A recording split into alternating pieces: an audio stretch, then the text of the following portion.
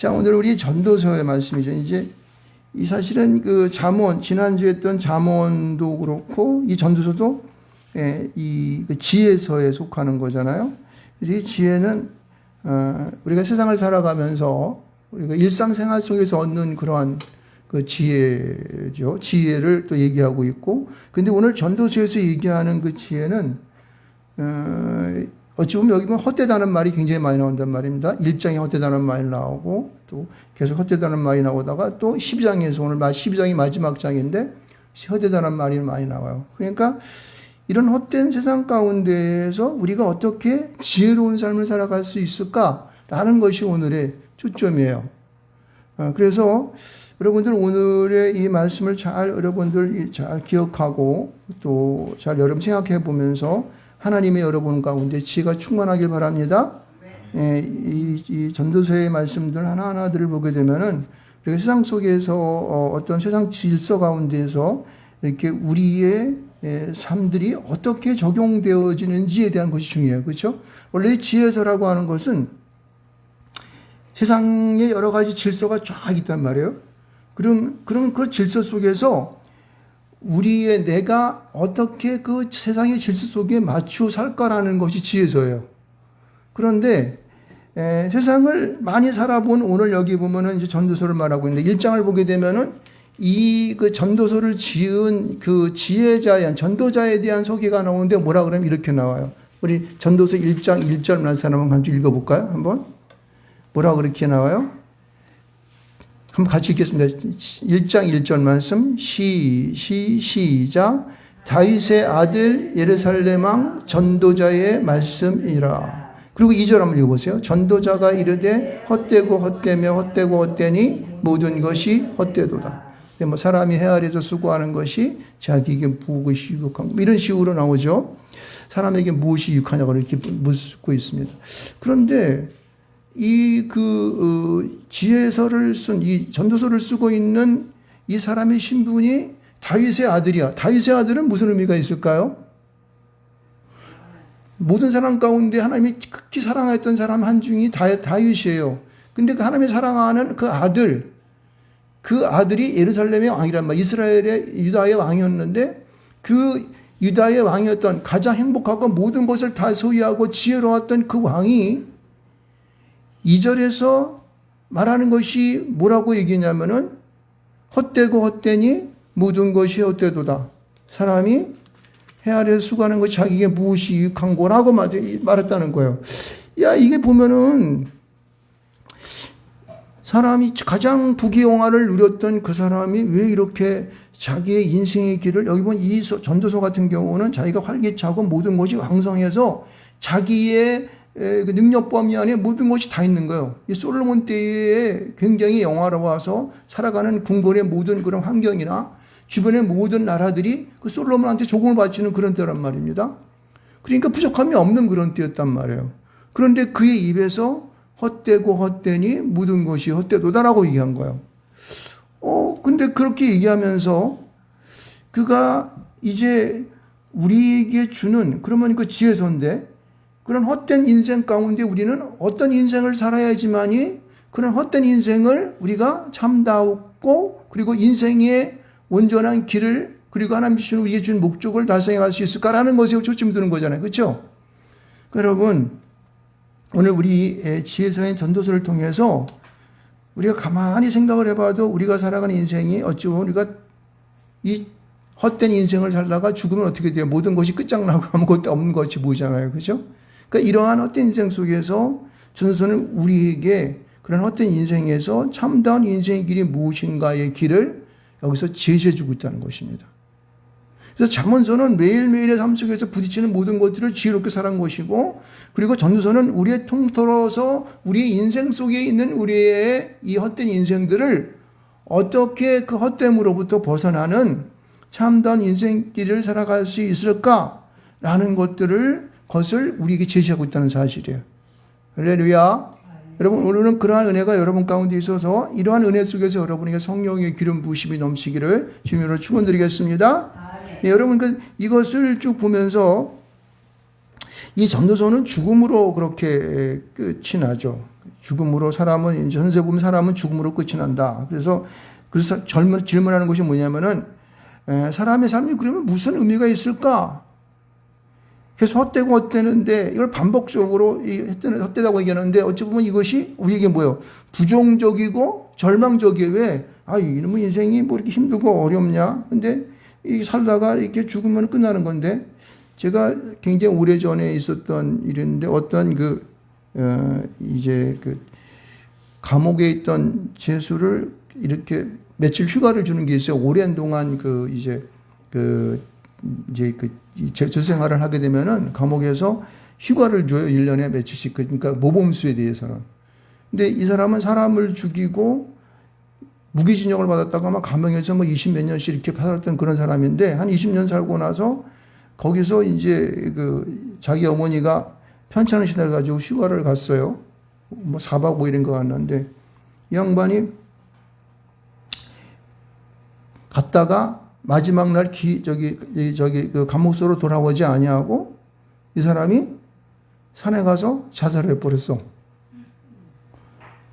그러면서 죽으면서 하는 얘기가 미안하다 뭐 그런 말을 쓰면서 자기 살아왔던 그 인생이 헛됨을 얘기하고 아마 이제 20년 살았으니까 한 7, 8년만 더 살면은 이제 감옥에서 나올 텐데 자살을 해버린 거예요.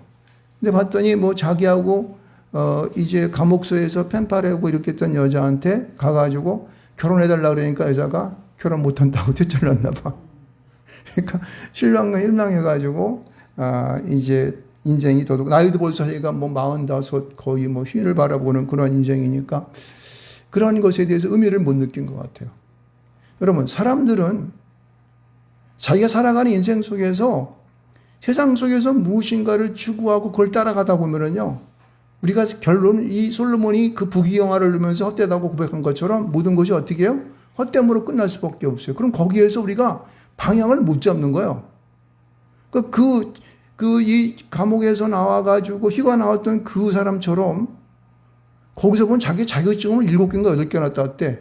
그리고 대학까지 나왔대. 방송통신대학교 해가지고 중문학과 나와가지고. 그런데 결국은 그 사람은 뭐예요?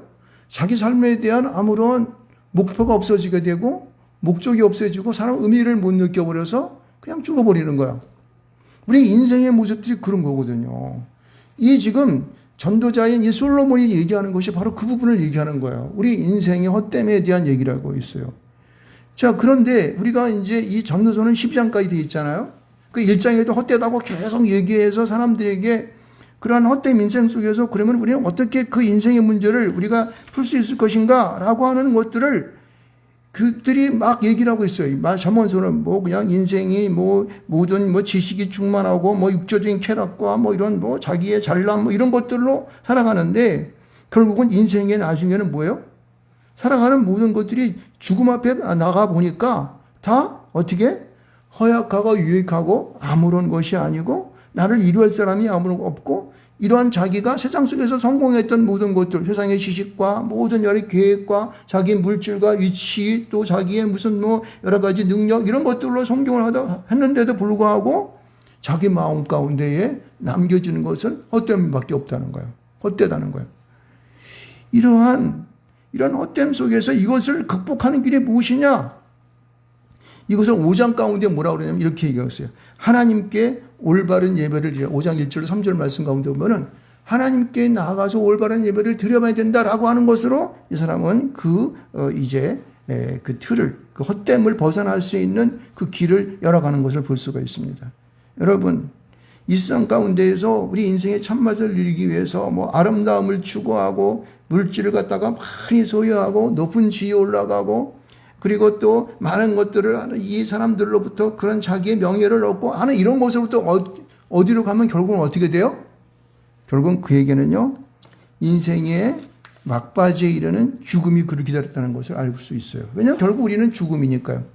그래서 그러한 것 가운데에서 이 12장에 도달해서 전도자는 어떻게 얘기냐면은 너는 청년의 때에 창조주를 뭐라 그래요?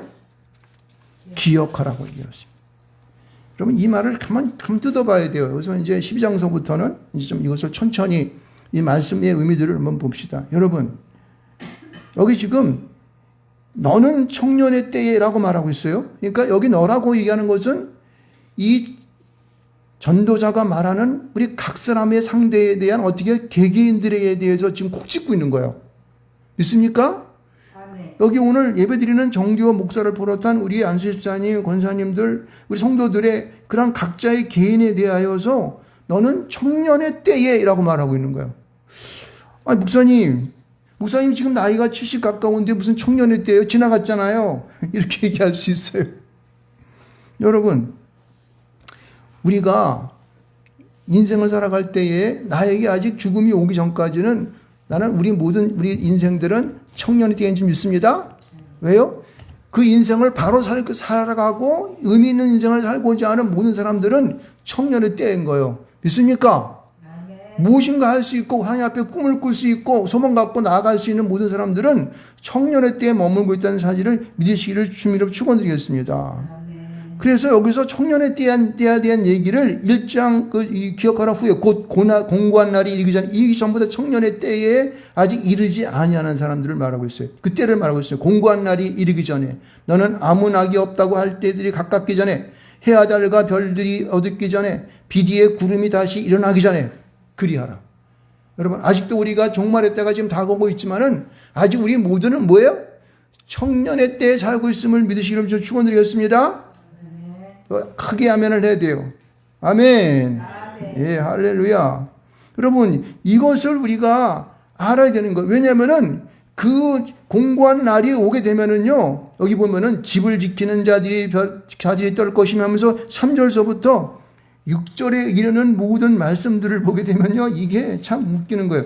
3절부터 6절의 말씀을, 죄송합니다. 제가 웃긴다는 말을 해가지고. 여러분, 우리에게 오는 그러한 이제 날들이 하나하나들을 보면은, 여기 보면 이 3절서부터 6절까지의 말씀들 제가 한번 이거 해석을 안 할 수가 없어가지고, 이제 한번 해봐야겠는데, 여러분, 3절부터 6절에 나오는 이야기들은 무슨 얘기를 하고 있냐면 이런 얘기하는 거예요. 이제 공고한 날, 다시 말해서 청년의 때에 이르게 되면 어떤 일이 있을 것인가에 대한 이야기를 쭉 하고 있는데 이렇게 얘기하고 있습니다. 여기 보면은 집을 지키는 자들이 떨 것. 이 집을 지키는 자들이 뭘 떨어요? 여기 보면은 우리가 나이가 먹으면 어때요? 팔에 힘이 없어가지고 팔을 잘 못 듭니다. 그리고 이 나이가 많이 들어서 오래되면은 심장이 약해지고 그러니까 손이 덜덜 떨어요. 그래서 여러분, 나이 많으신 분들은 이 사진을 쓰는 게 힘들잖아요. 그래서 팔에 힘이 없고 이런 뜻이에요. 여기 보면요. 그 다음에 힘 있는 자들이 구부러질 것이며 하는 것은 뭐예요? 이 힘 있는 자들이 구부러진다고 하는 것은 다리가 약해. 제가 요새 다리가 안 좋아가지고 맨날 우리 사모님이 위에 올라가가지고 막 발로 밟아주고 그러니까 요새 좀 잠깐 좀 이 다리가 회복되는데 이게 다리 힘도 약해지게 되고요. 이게 잘 관절이 움직이지 않아가지고 이게 구부러지지가 않아요. 그러니까 이게 이 종말의 날이 되게 되면은요, 우리 팔다리가 이게 약해지는 거예요. 그 다음에 여기 맷돌질하는 자들이 적음으로 그칠 것이라는 것은 뭐냐면 이 맷돌질한다는 뜻은 여기서 막 여러분 우리 옛날에 어머니들이 그 콩비지 같은 거 할 때 보면 이렇게 뭐 이렇게 막 맷돌질하는 거 아시죠? 그런 것은 이건 무슨 뜻이냐면 우리 이가 아래 이를 부딪히게 되면 음식을 씹잖아요. 그런 것을 의미하는 거예요. 그러니까 치아가 빠져가지고 잘 씹지 못한다는 그런 뜻이에요. 그리고 창들로 내다보는 자들이 어두워질다는 것은 뭐냐면은 이게 노년의 때가 되면 눈이 시력이 나빠져가지고 잘 안 보여. 그래가지고 우리 사모님도 요새 나이가 드셔서 그런지 바늘귀를 못 껴. 그럼 나한테 갖고 와. 그럼 나는 눈이 좋아가지고 안경 끼고 하면 잘 보이고 가까이 잘 보이거든요. 그러면은 실을 갖다가 바늘귀에다 제가 껴줍니다. 그러니까 나이가 먹으면 눈이 어두워져가지고 밖에 있는 거 잘 안 보여. 그리고 4절 가면 보면 뭐냐면은 길거리에 문들이 닫혀질 것이고 이게 무슨 얘기인지 알아요? 귀가 없다는 거예요. 귀가 잘 안 들린다는 거예요. 저도 요새 오른쪽 귀가 이게 잠깐 좀 안 들려가지고 요새 고치려고 요새 막 그냥 팍소리 여기다가 막 침 놓는 것처럼 하고 그러는데 귀가 또 안 들린다는 거예요. 그리고 맷돌 소리가 적어진다고 하는 것은 뭐냐면 우리 사람이 늙어지게 되면은 소리가 잘 안 나와. 우리 사모님 성악했는데도 나이가 70이 가까워지니까 소리가 좀 갈라지더라고. 그래도 아직 소리가 이뻐. 노래 잘해요. 근데 이 나이가 많아지면은 이 목소리가 변하게 됩니다. 저도 이제 설교하다 보면은 가끔가다 이 목소리가 막 갈라지고 그렇습니다. 그 다음에 여기 보면은 새의 소리로 말미암아 일어날 것이란 뭐냐면 이게 또요, 아침 잠기는 밝아가지고 조금 뭐가 찌작찌작 되면은 이게 금방 깨버린 거. 우리 사모님 잠도 잘 못 자다가 중간에 일어나가지고 3시 반 되면 3시쯤 되면 일어나가지고 부시럭부시럭 되고 그럽니다. 그런 거예요. 음악하는 여자들은 다 세워질 거는 것은 나이가 많아지면은 노래에 대한 것이 이게 듣기는 하지만 잘 하지를 못해가지고 노래에 대한 취미가 없어지게 된다는 뜻입니다. 그리고 또 5절을 보세요. 5절을 보면 이렇게 말하고 있습니다. 그런 자들이 높은 곳을 두려워한다는 거예요. 무슨 얘기예요? 다리 힘도 없고 팔도 약하고 눈도 어두워지고 귀도 어두워지고 그러니까 어떻게 해요? 높은 데 올라가면 어떻게 돼? 떨어질까 봐 막 몸이 균형이 안 잡히니까 무서워하는 거죠. 길에서는 놀랄 것이라 하는 게 무슨 얘기냐면요. 이게 어때요? 느린 걸음이니까 이 걸어가도 찻도를 건너가더라도 차가 오게 되면 피해서 건너갈 수가 없어. 그러니까 어떻게 이 느린 걸음거리가 이 행동이 불안전해지는 것이죠. 그리고 살구나무가 꽃이 필 것이라는 무슨 얘기인지 알아요? 흰머리 말하는 거예요. 이거 말하는 거 이거. 이게 제가 나이가 먹으니까 이렇게 되는 거예요. 흰머리가 많아져가지고 모든 것들이 다 이렇게 이제 변화가 되는 거죠. 얼굴로 쭈그러지게 되고 막 이렇게. 그리고 또 메뚜기즘도 짐이 될 거죠. 메뚜기도 짐이 된다는 것은 무슨 얘기인지 알아요? 메뚜기가 커요? 요만하잖아요. 근데 그것을 들 수 있는 짐조차 없는 이게 보면은 볼품 힘없이 축 처진 자가 된다는 뜻이요. 이게 얼마나 참 처량해요. 그리고 정욕을 그친다는 것은 이 인간의 이런 욕구 같은 것들이 다 사라져 버린다고 하는 거예요. 그래서 그들의 결국은 어떻게 돼요? 모든 여기 보세요. 팔, 다리, 눈, 귀, 목소리, 그리고 다리, 느린 걸음, 이 백발로 된 이런 모든 처지가 어떻게 돼요? 우리 인간의 모습이 어떻게 돼요? 다 사그러지는 거예요. 막 수그러지는 거예요. 그래서 여기 보면은 이렇게 말해요. 이는 사람이 자기의 영원한 집으로 돌아가고, 이게 뭐예요? 우리의 죽음의 날, 주님께로 돌아가야 할 그 날이 우리에게 가까이 온다는 거예요. 그래서 좁은 것들이 거리를 앙대한다는 것은 죽은 사람에 대한 애도를 말하는 거죠. 그죠? 그래서 여기 보면 6절의 말씀이 약간 좀 여러분 해석하기 힘들 거예요. 운줄이 풀리고 금그릇이 깨지고 항아리가 삼깃돼서 깨지고 바퀴가 우물려서 깨지고. 이게 무슨 얘기냐면요. 이 깨진다는 말은 뭐예요? 온전한 게 끊어지고 깨진다고 하는 것은 죽는다는 거예요. 소중하게 여겼던 우리의 생명이 이제 그 시기를 다하여서 어떻게 해요? 부서지고 깨지는 거예요. 여러분요. 이게 얼마나 이걸 보게 되면은 이런 다양한 죽음의 모습들을 여기서 우리 표현하고 있는데 이런 것들이 얼마나 우리에게 어떻게 나요? 못으로 공포처럼 다가온다고 하는 거예요. 그러면서 우리가 생각하는 것이 헛되고 헛되며 헛되다 이렇게 말하는 거예요. 그래서 여기 7절 말씀 가운데 이렇게 결국은 얘기합니다. 흙은 여전히 땅으로 돌아가고 영은 그것을 주신 하나님께로 돌아가기 전에 기억하라 이렇게 얘기하고 있어요. 여러분 여기 흙은 여전히 땅으로 돌아간다는 건 잘 알죠? 우리 육신이 뭐로 돼 있어요? 흙으로 돼 있습니다. 그렇죠? 우리 아담을 하나님께서 흙으로 만들었어요. 그래서 그 코에다 뭘 집어넣었어요? 생기를 불어넣었어요. 근데 우리가 죽게 되면 흙이 땅으로 다시 돌아가고 원천으로 돌아가 버리게 되고 우리 영은 어떻게 해요? 우리 생기를 불어넣었던 그 숨이 누구로 돌아가요? 하나님께로 돌아간다는 사실. 이거를 여러분 아시기 좀 축원드리겠습니다. 여러분 우리가 죽으면은요. 어차피 우리는 죽을 인생이지만은 언젠간 죽게 되면 우리는 우리의 육신은 흙으로 돌아가서 아무것도 안 해요. 그리고 결국은 중요한 것은 우리의 하나님께서 집어넣으셨던 생기, 숨, 이것은요, 하나님께로 다시 우리 영이 들어갈 줄 믿습니다. 바로 이 전도서의 말씀을 또 근거해 볼 수 있습니다. 이런 것들을 여기 뭐라 그래요?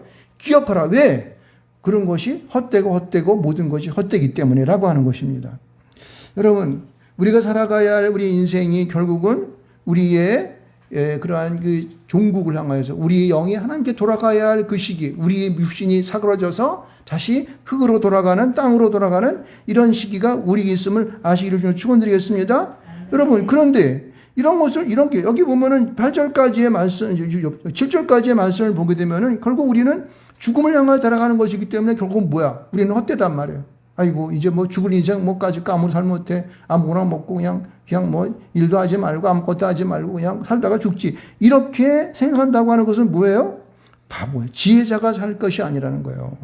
그래서 이 9절의 말씀을 보게 되면 이렇게 말하는 거예요. 전도자는 지혜자이어서 여전히 백성에게 지식을 가르쳤고 깊이 생각하고 연구하여 잠언을 많이 지었으며 전도자는 벌써 아름다운 말들을 구하느니 진리의 말씀들을 정직하게 기록하니 이렇게 말이 무슨 얘기냐면은 전도자는 그러한 헛된 인생이 있는 너희들이 그것을 알고 말씀들에 대하여 하나님의 말씀들을 너희들에게 가르쳤다는 거예요. 책을 만들어서 가르쳤고 연구해서 내가 밤잠 안 자며 이렇게 가르쳤다 이런 얘기예요. 그래서 너희들이 결국은 살아가는 그 돌아가야 할 그 분명한 하나님의 뜻을 알고 우리가 어떤 삶을 살아야 할 것인가를 여러분 깨달아야 한다는 것입니다. 할렐루야. 여러분 여기 보면은 이 11절 말씀 가운데를 주의하셔야 됩니다. 11절 말씀을 읽어보게 되면 같이 한번 읽어볼까요? 시작. 11절 말씀 시작. 지혜자들의 말씀들은 찌르는 채찍들 같고 회중의 스승들의 말씀은 잘 박힌 목 같으니 한 목자가 주신 바니라. 여러분 이 지혜자의 말, 성경을 통해 사실은 이 성경 66권은 다시 하나님의 지혜자가 쓰신 겁니다. 믿습니까? 하나님의 선지자, 하나님의 말씀을 받은 자들이 그들이 하나님의 이 성령을 따라서 이 말씀들을 기록하지 믿습니다. 그래서 이 말씀 하나하나들은 우리에게 어찌 보게 되면은요, 마음에 그러한 고통들이 될 수가 있어요. 우리 마음에 찔림들이 될 수 있습니다. 우리 마음을 경각시킵니다. 우리가 어떤 삶을 살고 있냐를 깨우치게 돼요. 왜? 율법이라고 하는 것은 우리 죄가 무엇인가를 지적하고 있기 때문에. 그래서 그 말씀 읽을 때마다 에이구 이 말씀 괜히 나지러서 마음만 상처받았는데 이게 아니고 우리는 그 말씀들을 통하여서 찔림을 받을 줄 믿습니다. 할렐루야. 그래서 그것으로 인하여 많이 생각할 수 있는 자가 되기를 좀 축원드리겠습니다. 성경을 아무리 읽어도 내 마음에 감각이 없어 당신 기도해야 됩니다. 왜? 성경은 우리의 마음의 양심을 발동시킵니다. 우리의 생각들을 서로 깊게 합니다. 우리의 마음을 보다 더 여물게 해서 하나님의 뜻이 무엇인가를 그 말씀을 받아들이고자 하는 그러한 욕망이 우리 안에 넘쳐나야 됩니다. 믿습니까?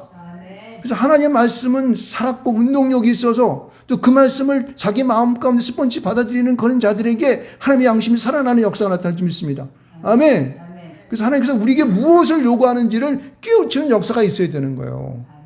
그래서 우리는 계속해서 말씀을 읽고 묵상하고 기도하고 찬양할 줄 믿습니다. 바로 이거예요. 그래서 여기 보면은 하나님의 지혜자의 말씀은 찌르는 채찍 같다고 말씀하고 있고 또 스승들이 말하는 다시 말해서 이미 성경에 포함하고 있는 모든 말씀 하나들은 이 말씀을 읽을 때마다 우리 마음 가운데 목과 같이 그냥 잘 박힌 목과처럼 꽉 틀어박혀야 되는 거예요. 그래서 그 말씀을 잊지 말아야 되는 거예요. 여러분 이스라엘 백성들이 왜 하나님 앞에 많은 더 징계를 받았고 그런 고통을 받고 외적의 침략을 받아가지고 나라까지 망해가지고 디아스포라로 흩어져 버리깁니까? 왜 그렇습니까? 하나님께서 그들에게 지시하시고 말씀하시고 언약했던 말씀들을 그들이 잊어버리고 어떻게 해요?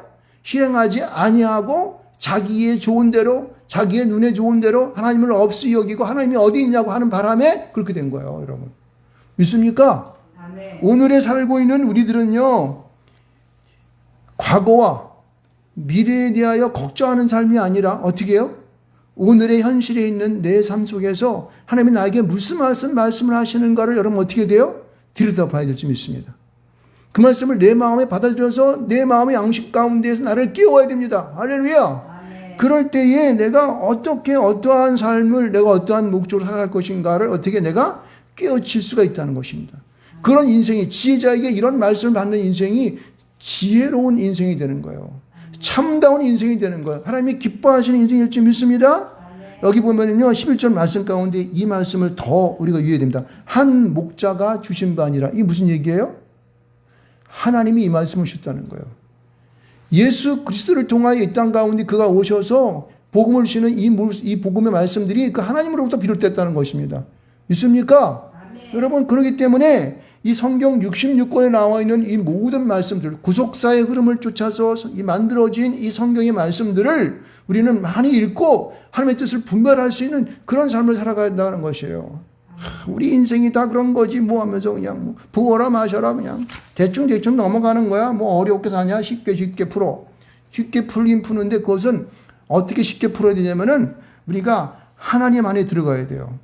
여기 보게 되면요. 우리 말씀 속에서 보면 기억하라라는 말이 있잖아요. 창조주를 기억하라. 그렇죠? 여기 보면요. 기억하라는 말들이 이렇게 여기 보면 몇 번 나오는데 여기 보면 너희 창조주를 기억하라라는 말과 그다음에 그 2절에서도 일어나기 전 다시 구름이 다시 일어나기 전에 그리하라 다 똑같은 그러한 그 말로 써 있습니다. 그다음에 7절에도 보게 되면은 돌아가기 전에 기억하라 이렇게 얘기하고 있습니다. 여러분 우리는 이 기억하라는 말, 오늘 여기 말씀해 주시는 이 기억하라는 말들은 우리는요, 어떤 의미로 생각해야 될까 하는 생각을 한번 해볼 필요가 있습니다. 창조주는 누굽니까? 우리 하나님이십니다. 온 세상을 이 땅 가운데에 그가 그의 섭리대로 그의 모든 계획 가운데에 만들어 오셨던 온 우주 만물을 말하는 거예요. 그 창조주이십니다. 그걸 만드셨습니다. 그런데 그런 하나님이 우리에게 기억하라는 것은 무엇입니까? 이것은 뭐 예전에 있던 것으로 다시 돌아간다고 하는 뭐는 그런 의미도 있겠지만 그런 완전한 그런 돌아감보다는 하나님의 원래 원천적인 우리의 모습이 무엇인가를 말하는 거예요. 우리의 원천적인 모습을 무엇인가요? 아까도 우리가 5장 가운데 보게 되면은 우리 하나님께서 우리에게 예배하라고 하신 말씀이에요. 이것을 기억해야 됩니다. 여러분, 하나님은 그가 이 땅 가운데 원래 아담과 함께 이 천지를 자기가 창조했던 온 세상 가운데 거니면서 그와 함께 있기를 소원했습니다. 그러나 인간이 죄를 범함으로 말미암아 그 죄로 인하여 어떻게 해요? 그 하나님과 멀어지게 되었어요. 선악과를 따먹으로 말미암아 그는 인생이 하나님과 단절해 버린 거예요. 그런데 하나님께서는 여전히 우리에게 어떻게 해요? 우리와 함께 하시기로 하십니다. 그럼 그 함께 하시는 것은 무엇일까요? 예배하는 것입니다. 기억하는 방법은 우리가 날마다 일주일에 한 번 드리는 주일날 주님 앞에 나와서 이곳 가운데서 예배하는 것이 뭐예요? 하나님을 기억하는 것입니다. 있습니까? 아멘. 이것을 꼭 기억하셔야 돼요. 아멘. 이 예배가 왜 그렇게 소중하냐? 하나님이 기억하라고 하셨기 때문에. 그 기억은 우리가 예배를 통하여 하나님 말씀을 상고하고 이 말씀을 서로 강론하며 서로 나눌 때에 우리 하나님에 대한 기억이 들어오는 거예요. 너는 내 백성이 되고 나는 너희 하나님이 될 것이라. 할렐루야. 주시는 모든 하나님의 이 말씀들, 그 아담 할아버지 이후로서부터 아담, 그 다음에 그 아브라함, 그 다음에 이상, 야곱을 통한 그러한 그 하나님이 지금도 우리 가운데에 흘러오시는 거예요. 그 하나님을 기억하기 위해서는 뭐예요? 그렇게 예배하는 방법밖에 없어요. 다른 아무것도, 물론 성경 말씀을 읽고 찬양하고 다 기억하는 건 예배 속에 포함되는 것입니다. 믿습니까?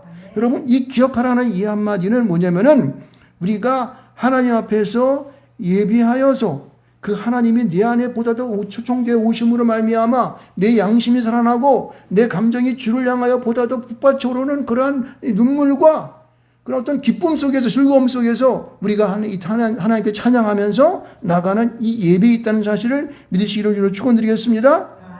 그래서 여러분 13절 말씀을 보십시오. 12절 말씀도 봅시다.